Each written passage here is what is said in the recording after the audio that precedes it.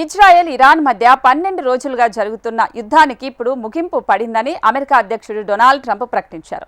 ఇందుకు అంగీకరించిన రెండు దేశాలకు అభినందనలు కూడా తెలిపారు. ఇజ్రాయెల్ ఇరాన్పై ఆపరేషన్ రైజింగ్ లయన్ ఎక్కుపెట్టడంతో 12 రోజుల క్రితం యుద్ధం ప్రారంభమైంది. ఇజ్రాయెల్కు తోడుగా అమెరికా కూడా దాడులకు దిగడంతో ఈ వివాదం కొత్త మలుపు తిరిగింది.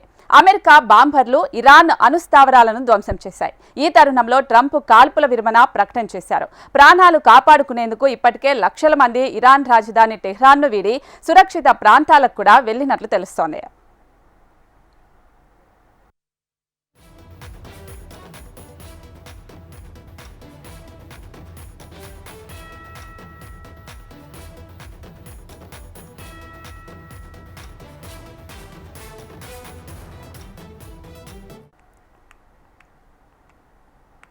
ఇరాన్ ఇజ్రాయెల్ మధ్య 12 రోజులుగా జరుగుతున్న యుద్ధానికి ముగింపు పడిందని అమెరికా అధ్యక్షుడు డొనాల్డ్ ట్రంప్ ప్రకటించారు. ఇందుకు అంగీకరించిన రెండు దేశాలకు అభినందనలు కూడా తెలిపారు. ఇజ్రాయెల్ ఇరాన్పై ఆపరేషన్ రైజింగ్ లయన్ ఎక్కుపెట్టడంతో 12 రోజుల క్రితం యుద్ధం ప్రారంభమైంది. ఇజ్రాయెల్కు తోడుగా అమెరికా కూడా దాడులకు దిగడంతో ఈ వివాదం కొత్త మలుపు తిరిగింది. అమెరికా బాంబర్లు ఇరాన్ అణుస్థావరాలను ధ్వంసం చేశాయి. ఈ తరుణంలో ట్రంప్ కాల్పుల విరమణ ప్రకటన చేశారు. అయితే ప్రాణాలు కాపాడుకునేందుకు ఇప్పటికే లక్షల మంది ఇరాన్ రాజధాని టెహ్రాన్ను వీడి సురక్షిత ప్రాంతాలకు తరలిపోయారు. ఇదే అంశానికి సంబంధించి మా ప్రతినిధి రామకృష్ణ మరింత సమాచారం అందిస్తారు. రామకృష్ణ, అంటే భారత్ పాకిస్తాన్ యుద్ధం అప్పుడు కూడా నేనే మొత్తం చేశాను అని ట్రంప్ చెప్పుకున్నారు. సో ఇప్పుడు కూడా ఇరాన్ ఇజ్రాయెల్ మధ్య కూడా నేనే మొత్తం చేశాను, యుద్ధం ఆపేశాను అని అంటున్నారు. మరి ఇది ఇలాగే యుద్ధం ముగిసినట్టేనా లేదా కంటిన్యూ అయ్యే అవకాశం ఉంటుందా? అయితే ఇక పశ్చిమాసియాలో యుద్ధం కొనసాగుతుంది ప్రస్తుతానికి అని చూసుకున్నట్టుగైతే మొదట యుద్ధం ముగిసింది అని చెప్పేసి అన్నారు. మరి యుద్ధం ముగిసిన తర్వాత ఇటు ఇరాన్ కానీ ఇజ్రాయెల్ రెండింటి మధ్య కూడా నేనే దౌత్యం చేశాను, యుద్ధం సీజ్ ఫైర్ జరిగిందని చెప్పి ట్రంప్ గతంలో మాదిరిగా ఇండియా పాక్ మధ్య ఎలా చేశారు అదే విధంగా ఇరాన్ ఇజ్రాయెల్ మధ్య కూడా తానే చేశానని చెప్పాడు. చెప్పేసి అనౌన్స్ చేయడం జరిగింది. చేసిన తర్వాత అక్కడ పరిస్థితి మళ్ళీ అనౌన్స్ చేసిన కొద్దిసేపటికి మళ్ళీ తర్వాత దీనికి సంబంధించి ఈ ఇరాన్ మళ్ళీ ఇజ్రాయెల్ మీద క్షిపణులతో దాడి చేసింది. మరి ఇదంతా కొంత గందరగోళంగా నెలకొంది. ఏం జరిగింది ఏంటి అనేది మరి ప్రస్తుతానికైతే పరిస్థితి అయితే మాత్రం చాలా ట్విస్ట్ గా ఉంది. మరి పశ్చిమాసియాలో యుద్ధ వాతావరణానికి ఏర్పడిందనే చెప్పుకోవాలి. ఇరాన్ ఇజ్రాయెల్ మధ్య 12 రోజులుగా యుద్ధం కొనసాగుతుంది. మరి కాల్పుల విరమణ ఒప్పందం అమల్లోకి వచ్చినట్టు ఇరాన్ ప్రకటన చేసి అందరినీ ఆశ్చర్యంలోకి ముంచెత్తింది.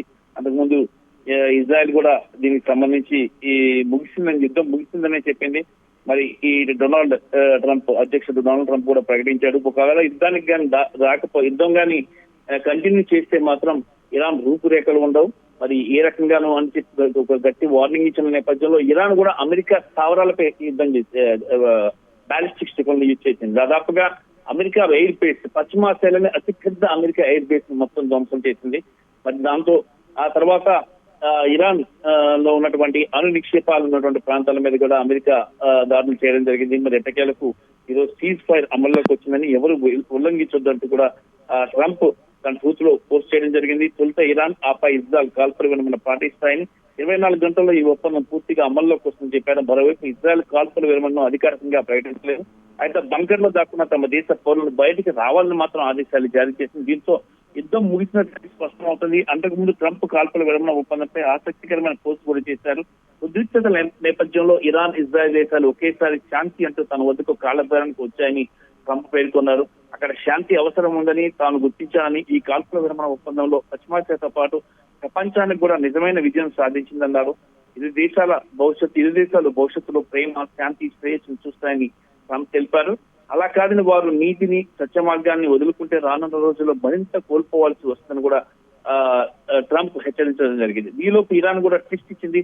ప్రస్తుతానికి అలాంటిది ఏమీ లేదంటూనే ఒప్పందానికి సుముఖంగా ఉన్నట్లు ఈ ఇజ్రాయెల్ దాడులు ఆపితేనే తాము దాడులు ఆపుతామంటూ ఇరాన్ విదేశాంగ మంత్రి సూచనప్రాయంగా పోస్టులు చేశారు. మరోవైపు ఇజ్రాయెల్ తో కాల్పుల విరమణ ఒప్పందం కోసం ట్రంప్ మా దేశాన్ని వేడుకున్నారు. మరి ఖతార్ లో అమెరికా వాయు స్థావరాలపై తాము దాడులు చేసిన వెంటనే కాలబేరానికి అమెరికానే వచ్చిందంటూ కూడా ఇరాన్ ప్రభుత్వ టీవీ ఛానల్లో కథనం అయితే ప్రసారమైంది. ఆ పైన కొన్ని గంటల్లో అల్ తెవీన్ పై టెహ్రాన్ క్షిపణులతో దాడికి దిగింది. మరి ఈ దాడుల్లో పలువురు మరణించారు. గతంలో దీంతో పశ్చిమాసియాలో మళ్ళీ ఉద్రిక్తలు చెలరేగుతాయని భావించలోపే కాసేపటికి ట్విస్ట్ ఇస్తూ ఇరాన్ కాల్పుల విరమణ మొదలైందంటూ ప్రకటన చేయడం గమనార్హం. మరి ప్రస్తుతానికైతే మాత్రం ఈ ఇరు దేశాల మధ్య కాల్పుల విరమణ ఒప్పందం ఉంది. మరి ప్రస్తుతానికైతే యుద్ధ వాతావరణంలో స్టాక్ మార్కెట్లు కూడా ఈ రోజు కొంత పుంజుకున్నాయి. యుద్ధం ఆగింది అనేసరికి ప్రస్తుతానికైతే మాత్రం టెంపరీగా సీజ్ ఫైర్ అయితే కొనసాగుతుందని చెప్పొచ్చు. రైట్ రామకృష్ణ.